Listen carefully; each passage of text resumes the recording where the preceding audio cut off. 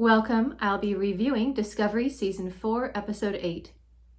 I wish I could share a reaction with you, however, Paramount has decided no, and they just get blocked, no matter what I do.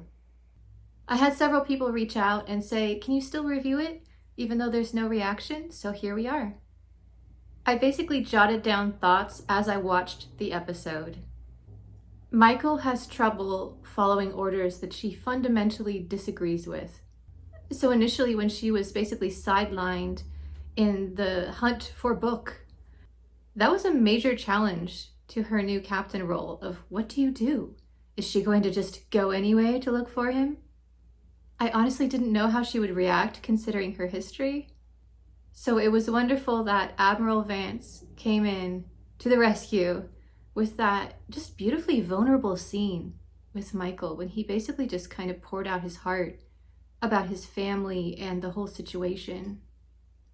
Ending with that suggestion of a off-book mission for Michael of, hey, maybe we can do two at the same time. I love Admiral Vance. Another good moment was when Joan finally got to leave the bridge and go out on a fun away mission. And I totally got it when she was obsessed with winning. She's like, I've got this. I can do it. When you're used to excelling all the time, it's really difficult to be bad at something. I know I fall into that rut sometimes of just constantly redoing something. I can do it perfectly this time. It's gonna work. I have to keep reminding myself, breathe. It's okay to pace yourself. And sometimes you won't be perfect. And I feel like Joan has the same problem that I do. But she did have a fantastic comeback at the end, so it worked out. The whole casino barge thing though, it just felt like Star Wars to me. The music sounded like a cantina, and even some of the decor had like characteristic Star Wars designs on it. So that was a little bit distracting for me. I'm like, am I watching Book of Boba Fett or am I watching Discovery? I can't tell anymore. Looking around, is Din Djarin gonna come in here? The scene with Hugh stress cleaning was such a mood for me. I'm like, I've been there. Does anyone else stress clean? For me, it's more stress folding. I love folding clothes. And it's always incomprehensible to me when I run into people who are like, oh, after I wash my clothes, they sit around for ages. I hate folding. And I'm like, sometimes I've unfolded all my clothes to refold them because I felt like I didn't get enough time of meditative folding. I also like the point that was brought up that uncertainty wears you down. And weirdly enough, I had just recorded a Space 1999 reaction that was also talking about how stressful and difficult it is when there is uncertainty. And I think for all of us living through this pandemic, no matter what your opinions are on it, I think we can all agree that these are uncertain times.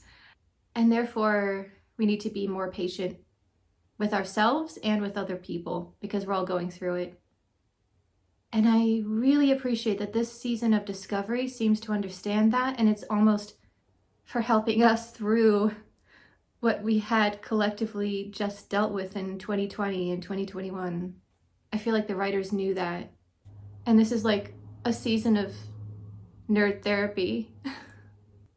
Partway through, this episode just turned into James Bond, Casino Royale. So on the one hand, I was very confused and distracted by that. And the other hand, I love Bond. I mean, the sound design, even of the cards going down on the table, the atmospheric music, so Bond. The name is Burnham, Michael Burnham.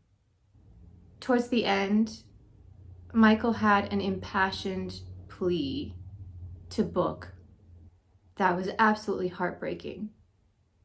This brilliant acting, the tension between those two characters. Wow. If I was Book, I would totally have given in. I mean, look at this face. How can you say no to that? Say no to this, no! Say no to this, no! The DMA as a mining machine makes so much sense. I figured it was too random to really be a weapon. I mean, with that much power, they could have just wiped out the entire galaxy if they wanted to.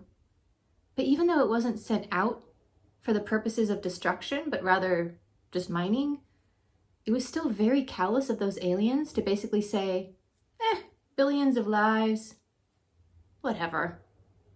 So I feel like First Contact, if they ever manage it, will be very strained because clearly these aliens only value their own lives and not the galaxy around them.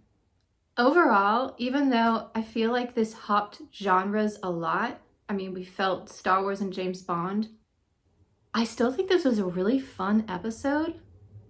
And I loved the reveal of the DMA at the end and Zora. So I really enjoyed it. I just wish it was a little bit more Star Trek feeling. This felt like the crew of Discovery beamed into The Mandalorian somehow. Which is great, there's nothing wrong with that. It felt like a crossover Star Wars, Star Trek fan fiction to me.